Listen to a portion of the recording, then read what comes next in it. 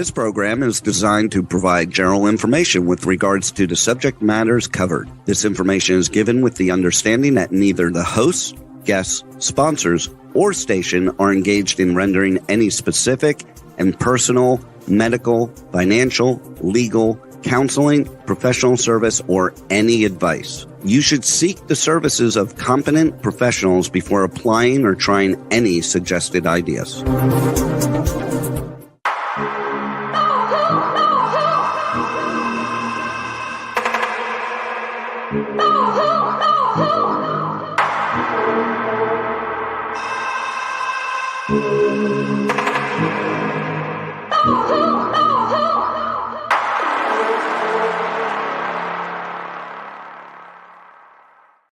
Good morning, true seekers and true crime junkies. Welcome back to another episode of Hit the Road, Jack, Finding the Zodiac. This week, we are going to continue on with the letters that are up next, where Jack is. We have a whole bunch of stuff to go over, including solves, so I'm really excited. We'll, of course, start with our YouTube comments as normal. We'll go ahead and throw up the presentation at this point. I wanted to show everybody a URL for this particular episode of the Black Dahlia. You can see it here inside of the YouTube comment by Ezra Cubis. He contacted me last week and said he was just watching a new episode on the Black Dahlia presented by 48 Hours. And if you fast forward to 2908 in this episode, you will see a photo of Elizabeth Short with a group of military men. And he says the guy at 2908 appears to me that it could possibly be a young Jack Torrance. Tell me what you think. So here's that URL if anybody wants to go in and try it. You know I'm extremely leery on clicking off of my computer to any type of links that are sent to me, especially if I don't know you, including images or otherwise. I just don't do it. I'm not trying to lose all of my information or get hacked, as we've been discussing in the last couple weeks, which is something that heavily follows the path of these cases. People lose computer after computer after computer. And after I lost my second computer, I just refused to be a part of that anymore. I did try to access the episode on my cell phone. Unfortunately, I couldn't get it to stop at that precise 2908 moment, and was hoping that maybe Ezra, if you could go into that and snap a picture or a screenshot after you've frozen it at the 2908, and then possibly forward that on to me at findingthezodiac@gmail.com. Again, that's the only way I probably will be able to study it and see if that is in fact what we think to, or you think to believe, be a young Jack Torrance. On the other side of that, we have Nolan here today. Did we lose all of our guests? No, I'm here. Beam me up, Scotty. Wani. Beam me up. Morning. And there's Harriette. And there's Harriette. You know, does Ezra know if that? Yes. Hold on. Good breakup morning. Harriette, Nolan's trying to talk. Are you able to hear us? Okay, go ahead, Nolan. Elizabeth A Short. little. LA or Chicago? Or do we know where? Maybe Ezra can let us know where it was. The location. Where what was? The picture of Elizabeth Short with the military guys. It's on this video, so here's the URL. What city? It doesn't matter what city, because when they're mashing these things together, in the end, they're just pictures of Black Dahlia with military men. So we don't know what city, and nobody's going to know what city. It's just a flash of a picture with military guy after military guy. And I couldn't get my phone to stop at 2908 long enough to be able to study the picture that he claims or he believes is a young Jack Torrance. So that's why I was saying, if anybody is daring and wants to, look at this, they're not looking at having, 15 years worth of research damaged if they click on it and it has a virus or something. I unfortunately do. So it's just not a chance that I'm willing to take. And like I said, I tried to go in on it off of my phone, but I couldn't get it to stop there. So it's just a shout out. I know Ezra is watching what's going on. I appreciate the information he's sending me. And if he could do a screenshot of that 2908, I will study it to see if we can put it up here and determine whether or not it's actually Jack. With that being said, last week we talked about an individual it was the Zodiac official who had come out and made the comments that the solve on the reward poster that actually landed in this precise area in which the skull of Donna Lass was found had indicated that it was a reward poster created by the family. There was a phone number attached to it, but he said when he researched it back in the day, it was an area code that didn't actually even exist until the 80s. I'm not sure when this was put up, but if it was the 80s that they actually put this reward poster out, it may or may not have already existed. And sometimes those area codes are out there at that time. They just haven't been delved out to the public yet. Also, the fact that it is the 80s and it's 1986 that the skull is found still alludes to the fact that there's some communications going on between those particular ciphers. And again, the cipher code that was in the reward poster was not one that the Zodiac used. So I need to remind everybody, a cipher does nobody any good if they don't have the key or they can't solve it. And we can look back at all the ciphers up to that point, and none of them held those type of symbols. So why would you just create one, assuming the individual would be able to understand it in the first place? And second off, if it is true that the skull was then moved, it backs up the solves that Harriette Sucher is having in regards to Jack alluding to the fact that he had killed her, buried her, then moved her remains. So if this is true, and then that cipher was received and it alluded to a location where to plant that information or that body part in order to confirm the death, then all of that kind of does make some sense. It's just not too far out there for me to believe. Right? I think the cipher was done by the Zodiac, whether it was Jack or someone else, but I think the ciphers, it's Zodiac material to me, it looks like. But it's not, if you go back through, it is not symbols he used in previous ciphers. So it's not as though they're using something they have a key to that they know he understands. They've developed an entirely new cipher. And how was it that they thought it would be possible for him to solve that cipher if he didn't, in fact, have a key to do so? Well, he made it. Well, but the Zodiac official claims that the reward poster was developed by the family. So I get a YouTube comment from CD446 last week that says, in case you didn't know, Zodiac Killer official is Tom Voigt. Whoa! Whoa! Now, the fact that he said it was dumb luck, I can completely hear that coming out of his mouth, because that's what I feel like I get is negativity. But I'm also honored at this point that he actually confirmed anything that I was requesting in regards to evidence in this case. It's not something he's done in the past. He's done everything to negate everything, not to work with me on Jack, to just basically 86 Jack and push him away, while he allows everyone else to put up ridiculous suspects that couldn't even possibly have been. It's so frustrating. Word is obfuscation, right?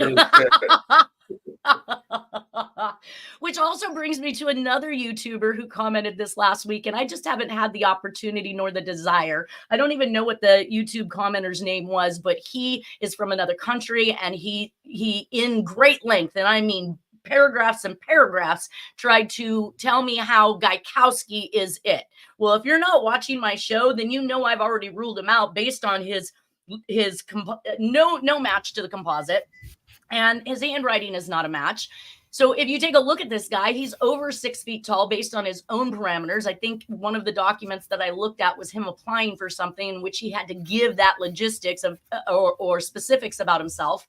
And at the same time, he was gay. I mean, this man is over 6 feet tall, probably never had a pot belly in his life, all the things that they're attempting to say. And then this guy really kind of form fit his own specifics about Gaikowski into the YouTube comment by saying that he was 5'10" or 5'11".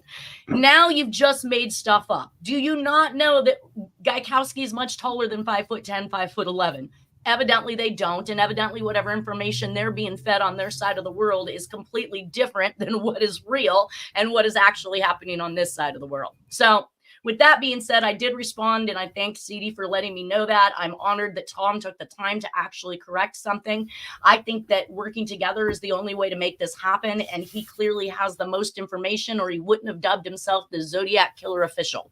So everybody, let's just step up and start working on this. I've asked in so many different ways to look to exclude Jack, and everything I find includes him, not excludes him. And I get it that everybody says things are coincidences, but at a certain point, it stops being a coincidence when Jack happens to be in the same place every time these things are going on.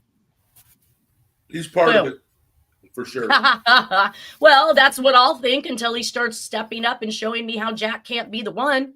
You know, you got to debate the information. You got to show me why he can't be. You've got to give me something that says Jack's not it. And unfortunately, that just has not happened. Or one of it. There may be more than one person, as we know, that may be the persona of Zodiac. Well, that's absolutely true. Yeah. Yes, the Jack is 100% a part of it. The handwriting says he's 100% a part of it. We cannot negate the fact that Jack, or that the Zodiac, has submitted evidence and knew things about the crime nobody else could have. So absolutely 100% involved. I find that Jack is the author of those letters. So that leads us in only one direction at this point, which is we're going to keep following the trail of Jack until I can exclude him. And that has not happened. And he's done some of the killings as well. He's not just the letter writer. He's participated in some of the executions and killings. Right. In future communications, he's telling us this is going to happen. In communications afterwards, he's telling us that this did happen. These days, and he's not just telling the public. He's telling the bigger spectrum of handlers and shadowy forces and people that are out there. He speaks in code quite a bit. You know, we all know that. Especially Harriette and you. Right. Well, and even when the messages, when the FBI is looking at messages that don't even have a cipher attached to it for a message within a message, it tells us that we are right, that there is messages being relayed through these communications, and he is killing so that he can get not only maybe to complete the agenda in which he's hired for, but also to get that information out and prove and show that he's done his job. That's why some of the letters and a lot of the cipher solves don't make literal sense, because they're coded, basically. Right. Some do make literal sense. Some are plain as day, but others are hidden. Yeah, you're like, why would you even say that? What was that about? Like,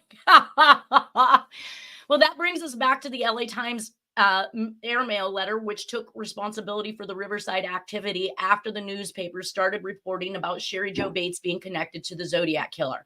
That letter said that he was crack proof, said that he had 17 victims. He refers to the blue meanies. The double letter spelling errors are always consistent. We see the letter E addition. I've spoke about this for anybody who's not been here for past episodes. A lot of these misspellings were on purpose. You could tell by the cadence of the actual writing of the words and the spaces between those letters that were actually false or did not need to be there, having these gaps between them and after them before the next letter is initiated. So that tells me the person has stopped. They've slowed down. They thought about putting that E in there, and then they picked back up and they moved back on again. And I find that in a lot of cases with the double letter spelling errors, sometimes that is actually something that Jack does. And sometimes that is something I think that, again, is just a ruse to make himself look dumber than he really is. But how do you make yourself look dumb when you're also making yourself look so smart? It's also like a calling card. It's like saying, by doing this stuff, you know it's me. Exactly. And that's why I'm bringing up things like blue meanies. We're going to see blue meanies. We're going to see blue as the reference to police officers and law enforcement. It's something that just keeps happening. He also used the word fiddle and fart around, which is a very unusual phrase. He says he's going to, the more slaves he will collect. Again, I think that's just a ruse to set people off on that whole astrology type, cult type thought process. Yeah. He's giving credit. Almost a relation back to The Most Dangerous Game too, where the guy hunts humans. Yeah.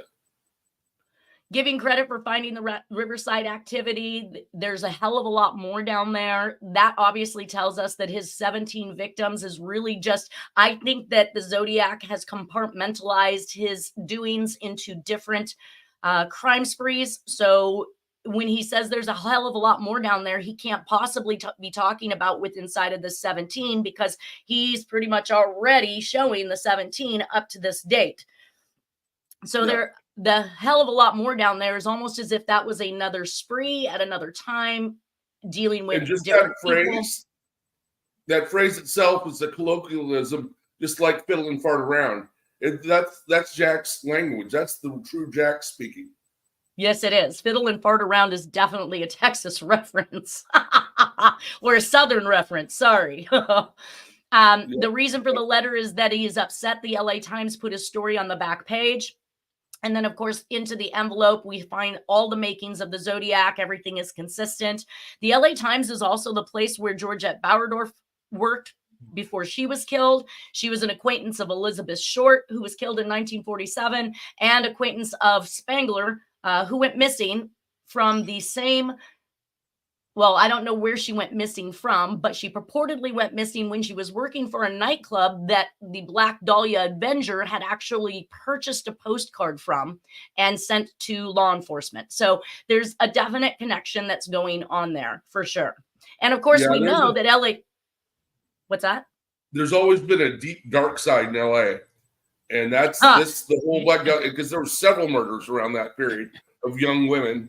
And, LA cops have always been crooked too.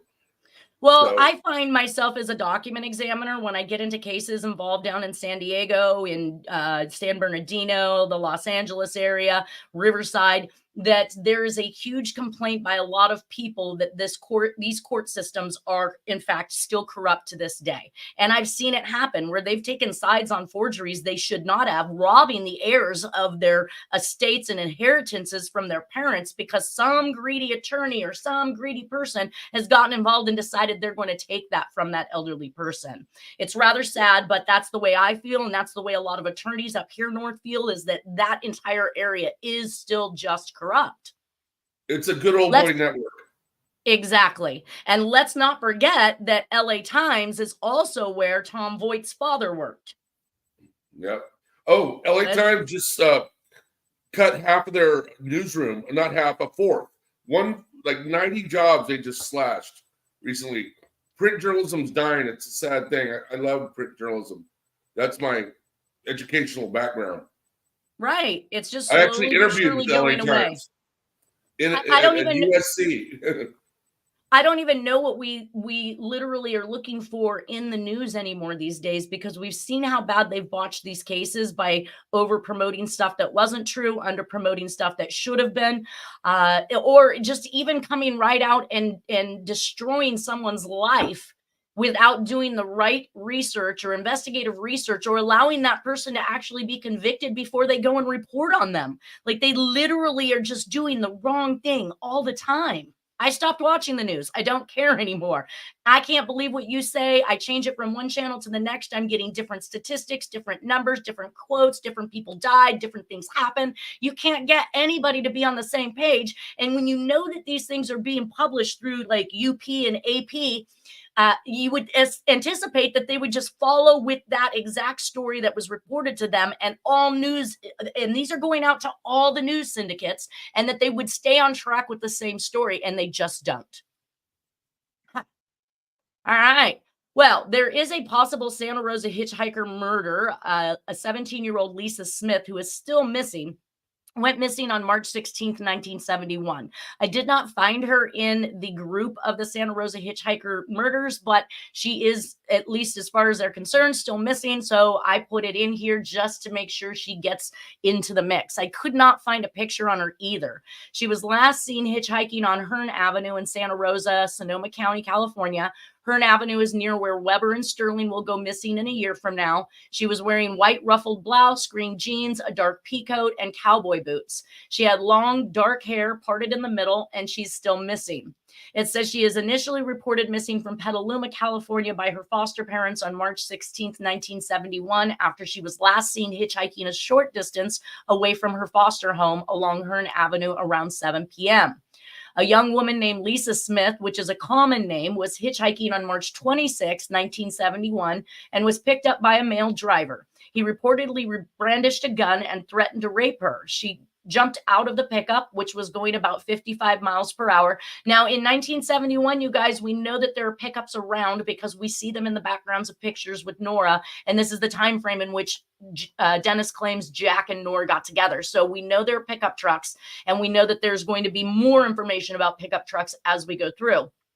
Anyways, in that era, hitchhiking was really common. By the way. It's not like hi, Harriet.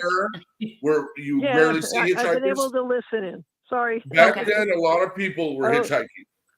You didn't have to be just like, a bum or this or that. A lot of people hitchhiked back then. Exactly. It was the way most young people got around because they didn't have cars. Yeah. I got the solve on Sterling and Weber. Yes, but that's a year from now. We're not doing them right now. I think that's 1972 when they go missing, and we'll put that in from whatever what communication is that off of? It's actually the evidence and the Santa Rosa newspapers and the San Francisco, I believe, newspapers. Okay, so we'll cover that.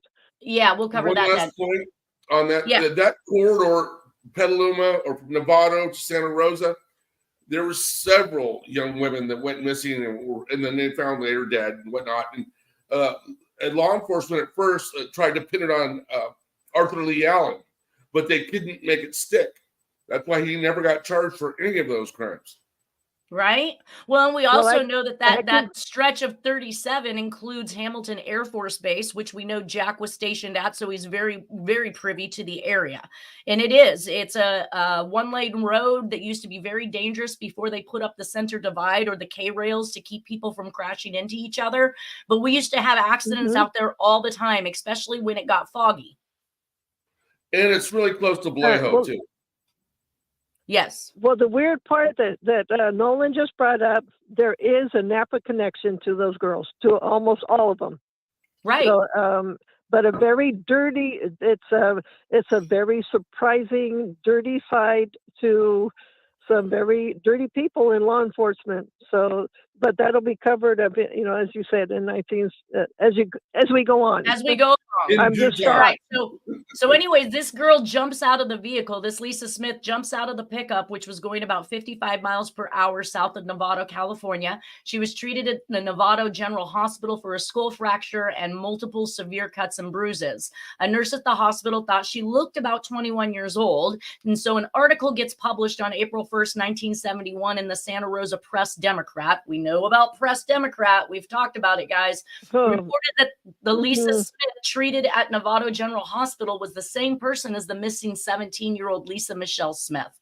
The individual believed to have been Smith left the hospital before authorities could interview her and purportedly hitchhiked back to San Francisco.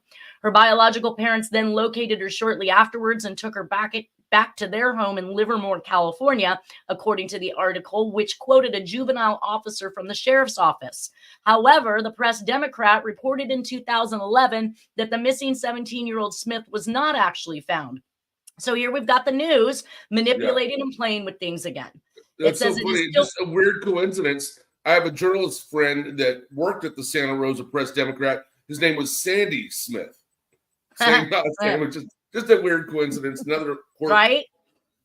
It says it is still not certain whether the two Lisa Smiths actually were the same woman or whether they were two separate people. All of the hospital and law enforcement records related to the case were missing by 2011, and authorities hope to find Lisa Michelle Smith or someone who had known her to determine what happened. Authorities suspected it is possible that she was a homicide victim or that her case could have been related to the other attacks in the area during the same period. Boom.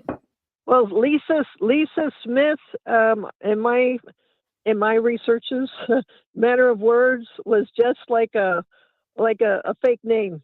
That there's a real person's name in behind that, and so she just said, "I'm Lisa Smith," to whatever. Because well, she was 17. Well, she was purportedly 17 years old and in foster care. So I don't know what the truth is about the names. It would be a protected name. It'd be somebody saying, that's like what was going on a lot in those days. Right? Yeah, there's just a lot of people named Lisa Smith. But how many are Lisa Michelle, spelled Michele? I think the Michelle part of it being a One L little and not more, two. Yeah. yeah, not too common. So they should have been able to make that identification. And if she's still out there, hey Lisa, wave and say hi to somebody. They're looking for you. So the Jack on the right has the gut. The Jack on the left is a silver pit. Say that again, Nolan. Yeah. The Jack on the right's got that pot belly, but the one on the left looks a little more fit. It's obviously the same. It's both Jack, but I think the one on the left is younger, right? I think that his belly is still protruding over his pants, but it is in a little bit. It's definitely not as big. Right. It's funny that you bring that up, because what I've been trying to do is time date these particular pictures. We see the ice blue Chevy behind them. We have determined that Nora bought this in December of 1971.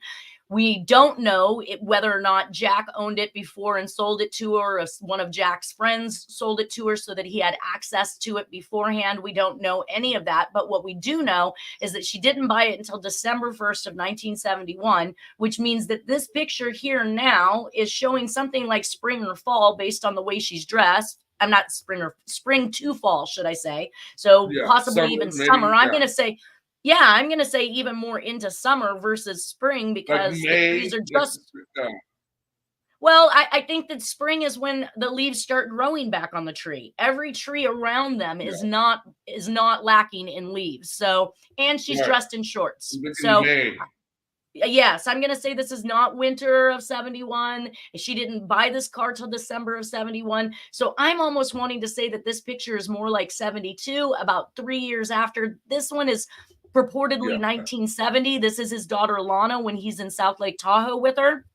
So he is a bit skinnier, but also remember when they told him to move away, change his appearance, get a family, find a job, do something else somewhere else, and stop killing here. It's you can see how all of that has actually occurred in the end. And yes, he's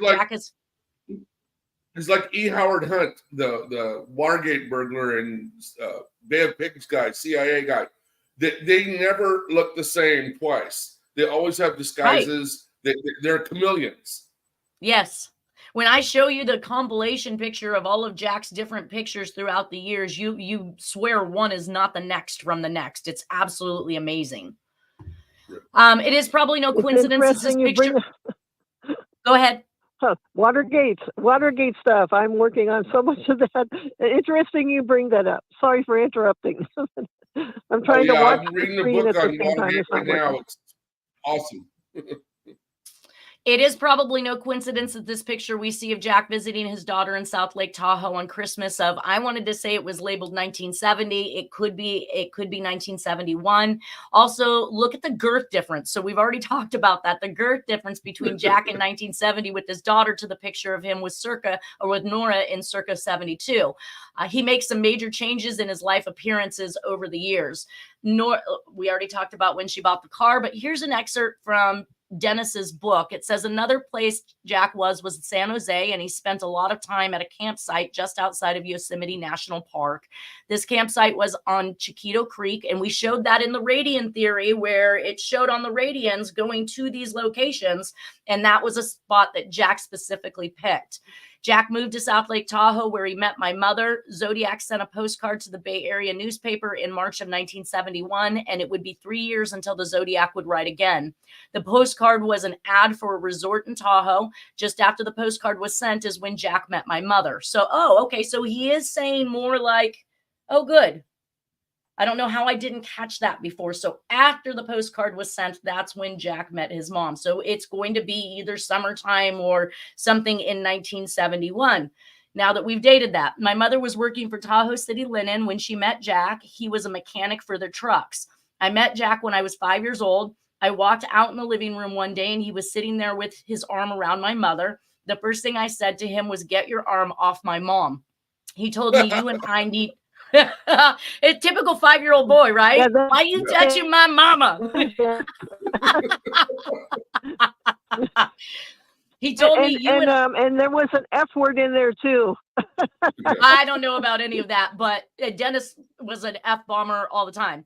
He told me, you and I need to be introduced. Yeah. He took me in the bedroom and paddled my ass. He told me that he didn't want to be here any more than I wanted him there, but that was just how it had to be. So I would just have to accept it. I never understood why he told me that until now.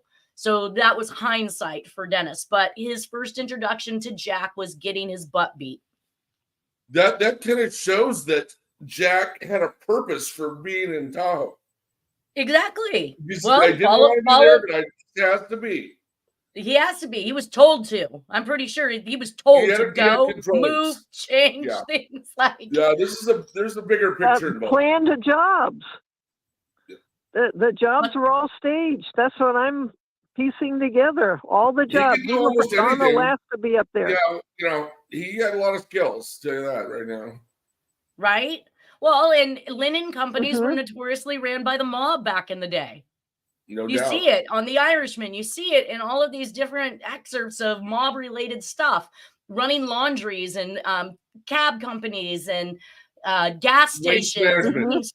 Yes, a place where somebody could literally be useful when they're there, but when you had to send them to go do a job, you wouldn't miss them, right? They could be there, they could be gone. Yep. It's a tried and tested way of doing jobs, shall we say.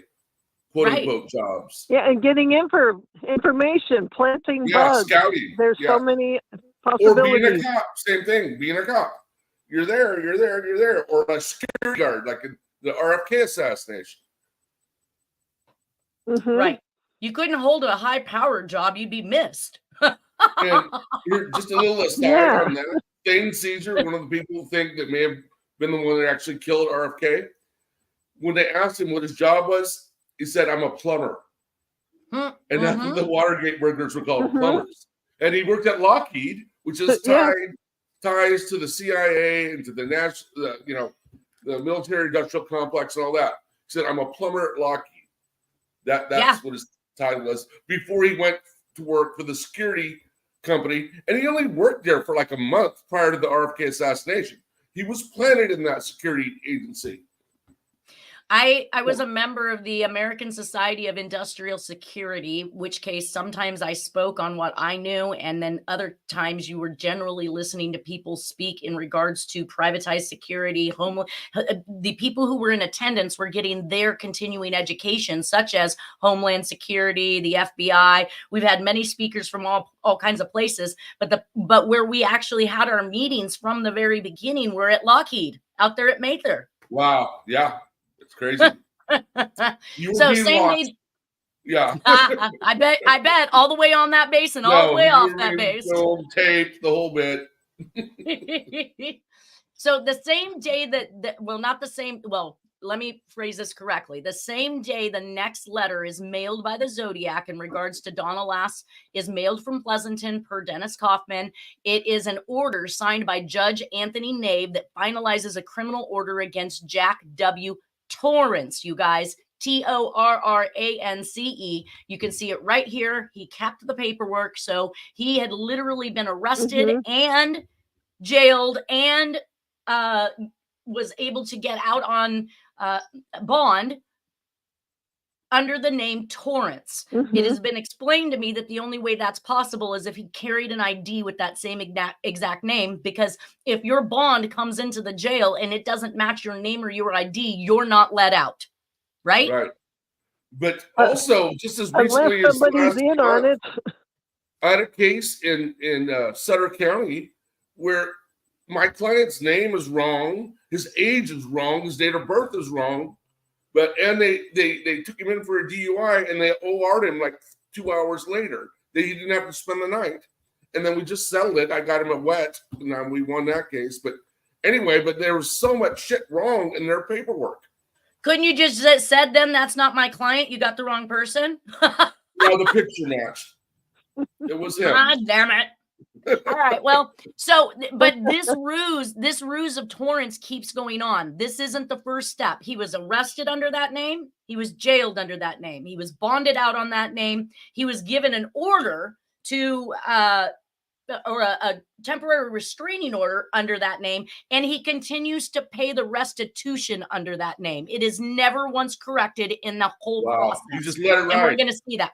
We're going to see Why that. wouldn't you? That's a great thing to do. Just let it ride. But Jack Torrance is also Jack Nicholson in The Shining. That was his name, Jack Torrance. Yeah.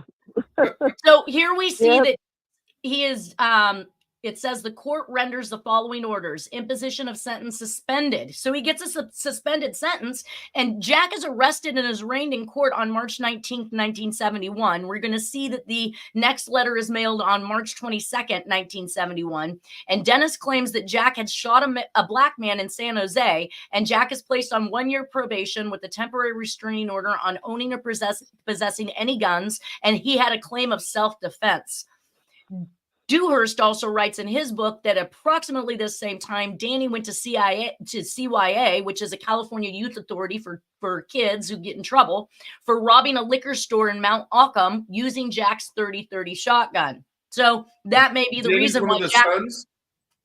Danny is the stepson, so he is Doris Reynolds. Doris Reynolds worked for the human resources department at General Electric while Jack worked there in 62, 63. And even though he was still married to Letha, she left with him to Texas and married Jack. Then that got annulled because he was still married to Letha. Then they divorced, and then he got back together, with Doris. So the bottom line is on March 22nd, 1971, the last time anybody hears from the Zodiac, Judge Anthony Nave has made this order against Jack Torrance, and he is not allowed to have guns at this point. That's so funny. Here's that.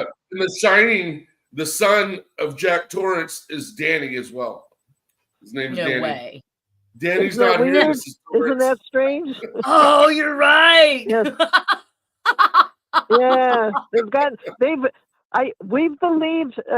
Just wanted to interject real quick. Dennis believed, and I think you guys believed, but when you came on board early on in the message boards, that there's so much of a Hollywood connection, and there were a lot of ideas for movies based on Jack's world.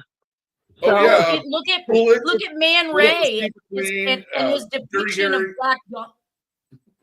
Sorry, go ahead, Nolan. Bullet with Steve McQueen. It's filmed on location in San Francisco. Dirty Harry filmed on location in San Francisco. They're all Zodiac type characters. I think in Bullet, I think it's got a Scorpio. I think is the killer. Right, and we have Scorpion letters going to John Walsh, so we're going to see that running theme, even back to the Black Dahlia with Man Ray depicting that art, as he wanted to call it, where she's bisected and got naked and laid out and sprawled out in pretty much the same manner. He claims to have made that picture before the killing of Black Dahlia, but in hindsight, it seems to me that they already know what's going to happen. Yes, and Man Ray was Zodiac, affiliated with Hodel, the crook Hodel that raped his daughter and whatnot. The doctor. Yeah, I don't know much about Hodel, though it does appear, based on Harriette Sucher, that there is some participation to some degree or level with these sickos. Steve Hodel believes that of his father, and Harriette is coming up with things that says also he's involved with these happenings. There's links with Hodel in Chicago too, with the lipstick stuff.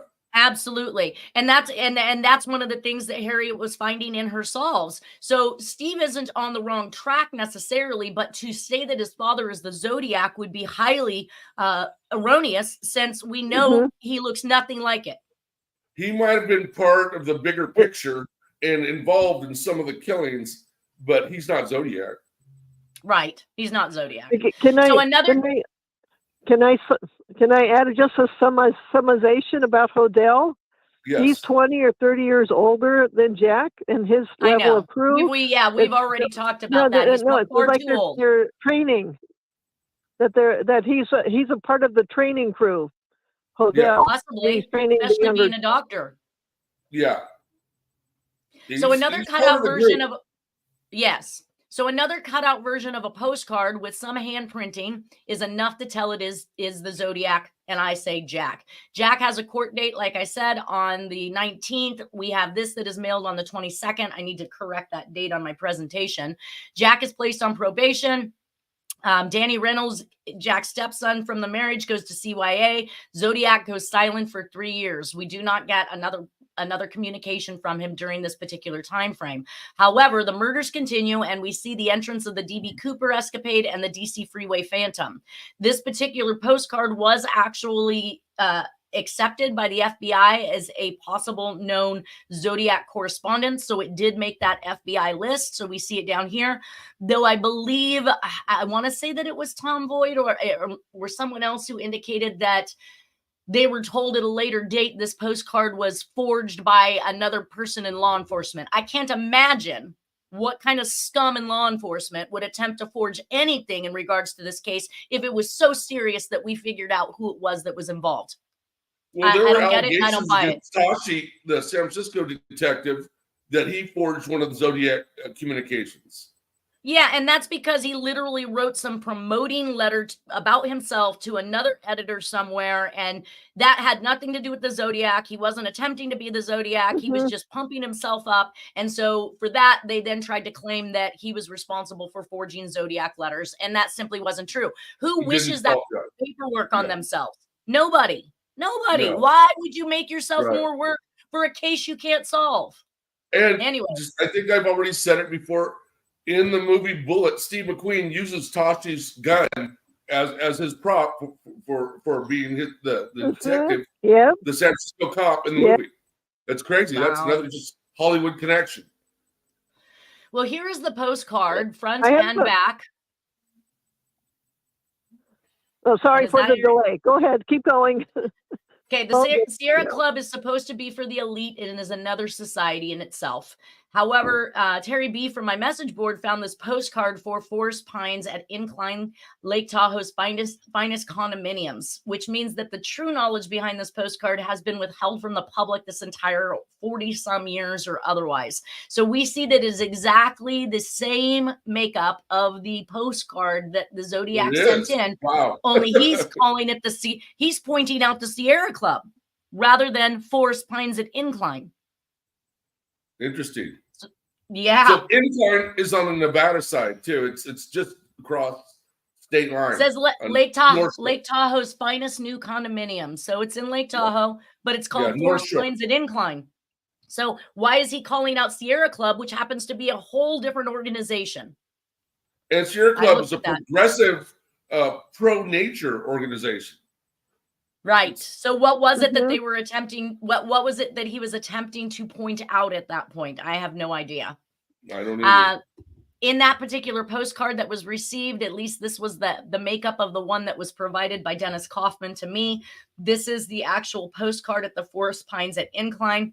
This is another version which seems to be much clearer, and I think I got this one from your stuff, Harriette.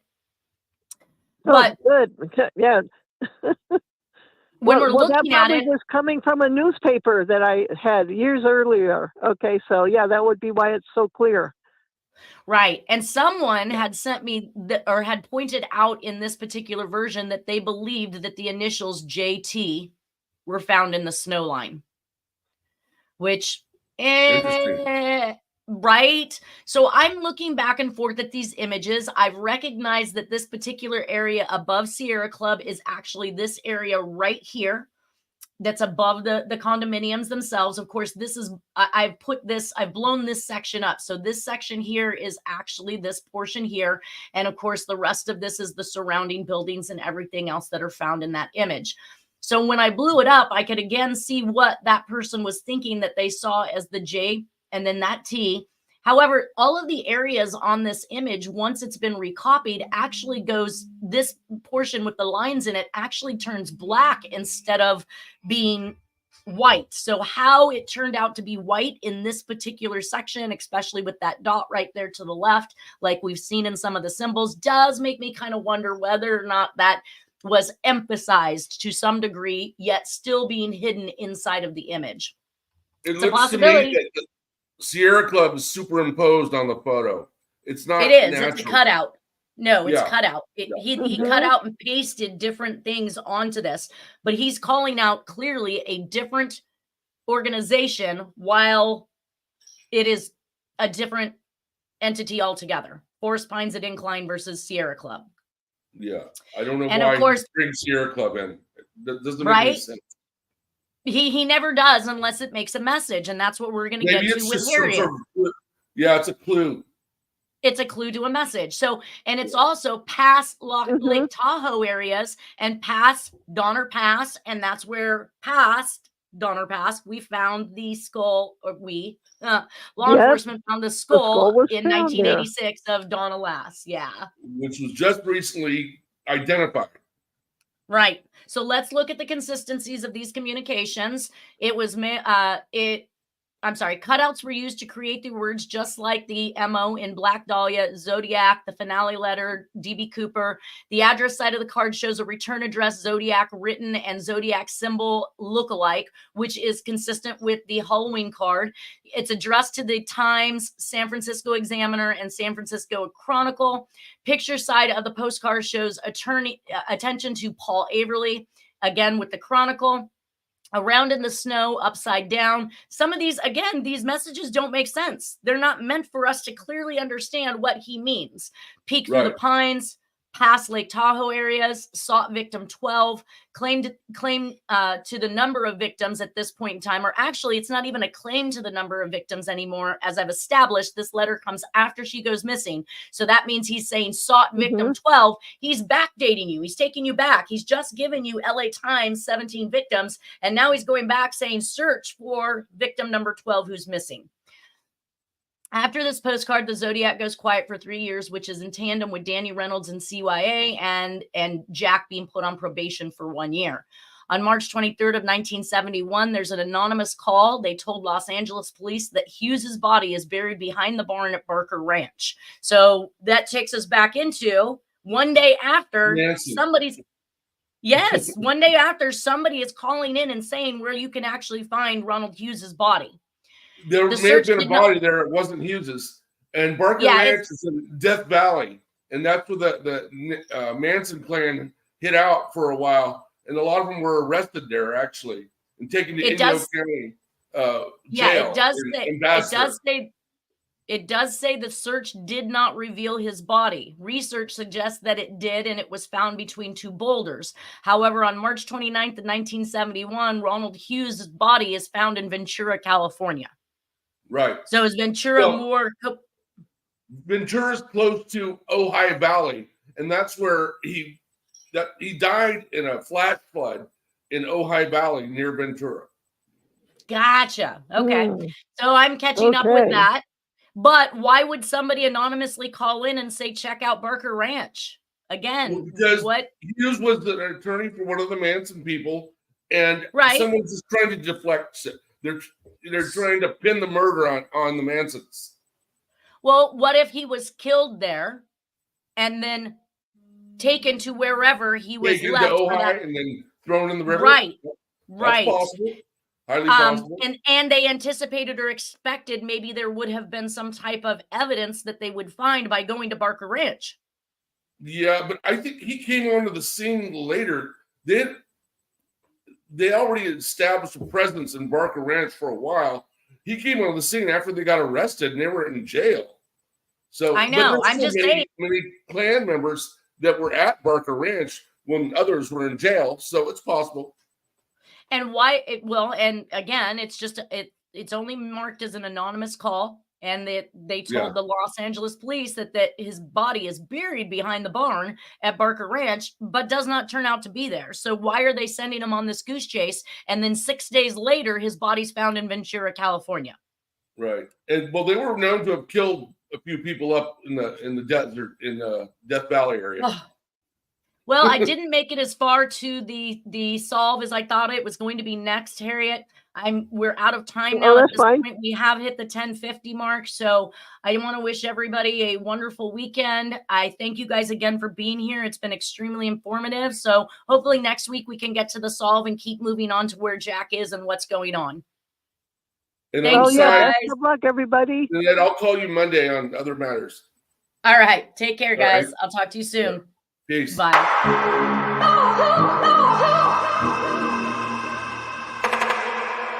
No!